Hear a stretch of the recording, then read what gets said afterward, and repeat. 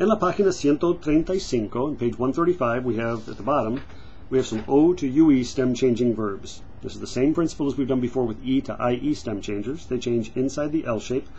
Look over to the very right of the page, just above the drawing where the guy's got an umbrella, and you can see the example of poder. Then it goes puedo, puedes, puede, podemos, podéis, pueden. Notice that if you enclosed the ones that change in a shape, it would look like an L or a boot shape. So we call these boot verbs because of that. And the list of verbs in bold, which you have to memorize, these are verbs that change O to UE. And I will say them here for you. Almorzar, contar, costar, dormir, encontrar, llover, morir, recordar, volar, volver. Practice those back and forth.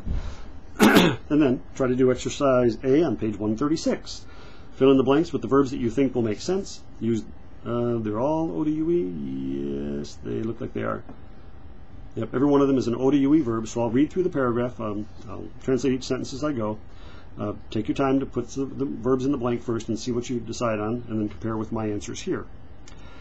Let's see, this is letter A, top of 136. Marité is talking to her roommate who is sound asleep. Complete the story, supplying the missing O to UE verbs, then read it aloud. Okay. So Marité says, Teresa, me voy. Teresa, I'm going. No encuentro mis libros. I don't find my books. Kind of like saying I can't find my books, but that's how they do it in Spanish. ¿Dónde están? Where are they? No puedo ir a mi clase sin mis libros. I can't go to my class without my books. Oye, hey. Hoy almuerzo con Pedro en la cafetería. Today I'm having lunch with Pedro in the cafeteria. No tengo dinero, I don't have money, y los sándwiches en la cafetería, and the sandwiches in the cafeteria, cuestan $3. They cost $3. Ay, Teresa. Oh, Teresa, hoy tengo que llamar a Marta. Today I have to call Marta, y no encuentro su número de teléfono, and I can't find her phone number. Teresa, ¿tú recuerdas el número de Marta? Do you remember Marta's phone number? Oye, hey, Roberto vuela a San Salvador hoy? Is Roberto flying to San Salvador today? ¿Vas al aeropuerto con él? Are you going to the airport with him? Mira por la ventana. She looks out the window. Ay, como llueve. Ay, how it's raining. Necesito tu impermeable. I need your raincoat. Ah, hoy vuelvo a casa a las 5. Today I'm coming back at 5. Abre la puerta de Teresa. I'm sorry. Yeah, she opens Teresa's door. Teresa, Teresa. Teresa, Teresa. ¿Por qué no contestas? Why don't you answer? Teresa says, I don't know why it's in italics. It's like stage directions, but I don't know. She said, Nunca puedo dormir cuando tú estás en casa. I can never sleep when you're home. Marité says, Tú duermes mucho. You sleep a lot. No necesitas dormir más. You don't need to sleep more. Me voy. I'm going. Nos vemos. We'll see each other. I'll be seeing you. Letter B. Arnaldo is very noisy and is always asking questions. Here are the answers. What are his questions? The answer is, Mi equipo estereofónico cuesta $1,000. What's the question? ¿Cuánto cuesta tu equipo estereofónico? Número 2. Nosotros almorzamos en el restaurante. We are having lunch in the restaurant. So the question might be, where are you eating lunch? ¿Dónde? And it's we answering, so we got to say like you guys. ¿Dónde están almorzando? Let's not go ing form on this yet. ¿Dónde almuerzan ustedes? Or if you're in Spain, ¿dónde almorzáis ustedes? Número 3. Volvemos a casa a las 5. We're getting back at 5. We're coming home at 5. So again, you're going to you all. You're going to ask a question to you all saying, what time are you getting back? 2 ways to do it. In most of the Hispanic world, you would say, ¿A qué hora vuelven ustedes? At what time do you guys get back? Or if you're in Spain, and they're friends of yours, ¿A qué hora volvéis vosotros? 4. No, yo no duermo mucho. No, I don't sleep a lot. So the question is, do you sleep a lot? ¿Duermes mucho? If you're talking in the to form. Or ¿duerme usted mucho? If you want to talk formally. 5. No, no recuerdo el número de teléfono de Ana. No, I don't remember Ana's phone number.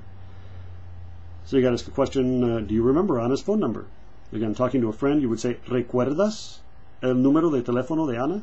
Or if you're talking formally to somebody, ¿Recuerda usted el número de teléfono de Ana? 6. Vuelo a Guatemala los domingos. I fly to Guatemala on Sundays. So, when do you fly to Guatemala? ¿Cuándo vuelas a Guatemala? Or, ¿cuándo vuela usted a Guatemala? Y 7, no puedo ir a tu casa esta noche. No, I can't go to your house tonight. So the question is, can you come to my house tonight? Here's the interesting thing with Spanish. To go and to come. I can go to where you are, but you have to come to where I am. I can't use go unless I'm talking about us going somewhere that we're not. If I'm talking to you at your house, I can say, I'm going to go to your house. And you would ask me, are you coming to my house? You wouldn't ask me, are you going to my house? Unless we're both away from your house. Does that make sense? In English, we've let those two kind of mush together too much. And the book here even, and the answer they're trying to give here doesn't make sense because it's not the way it would be said. Unless we're off the property. But say I'm calling you up and talking to you by the phone, and you answered me, no, I can't go to your house tonight. I would have asked you, can you come to my house on the phone? So I would put in here, ¿Puedes venir a mi casa esta noche? But if we're both in school and we're talking about this, neither one of us is at my house, so both of us from where we are, we have to go to my house. So I could say, ¿Puedes ir a mi casa esta noche? So it depends on how you're thinking about it. If you're thinking about the person being home and asking this, it's venir. If you're thinking about both the people talking and they're on campus somewhere talking, then it's ir. And para conversar, habla con tu compañero. Here's some interview questions for the compañero. I'll just tell you what they mean. Let you go ahead and work out the answers. Number 1 asks, ¿Almuerzas en la cafetería, en tu casa, o en un restaurante? Do you have lunch in the cafeteria, at home, or in a restaurant? ¿Con quién almuerzas? With whom do you have lunch? ¿A qué hora? At what time? 2. ¿Cuánto cuesta un sándwich de jamón y queso en la cafetería? How much does a ham and cheese sandwich cost in the cafeteria? ¿Y uno de ensalada de pollo? And one of chicken salad? ¿Son caros? Are they expensive? ¿Son buenos? Are they good? Número 3. ¿Duermes bien? Do you sleep well? ¿Cuántas horas duermes? How many hours do you sleep? ¿Cuentas ovejas para dormir? Do you count sheep in order to sleep? 4. ¿Hasta qué número puedes contar en español? Up to what number can you count in Spanish? 5. ¿Encuentras fácil o difícil la clase de español? Do you find Spanish class easy or difficult? ¿Recuerdas todo el vocabulario? Do you remember all the vocabulary? ¿Te gusta el español? Do you like Spanish? 6. ¿A qué hora vuelves a tu casa hoy? At what time do you return home today? ¿A qué hora vuelves mañana? At what time do you return tomorrow? Generalmente, ¿vuelves temprano? Generally, do you return early? 7. ¿Llueve mucho en tu ciudad? Does it rain a lot in your city? ¿En qué mes llueve más? In what month does it rain more? ¿Tú vienes a la universidad cuando llueve mucho? Do you come to the university when it rains a lot? 8. ¿Recuerdas el número de teléfono de tus amigos? Do you remember the phone number of your friends? ¿Y el de tus padres? And that of your parents?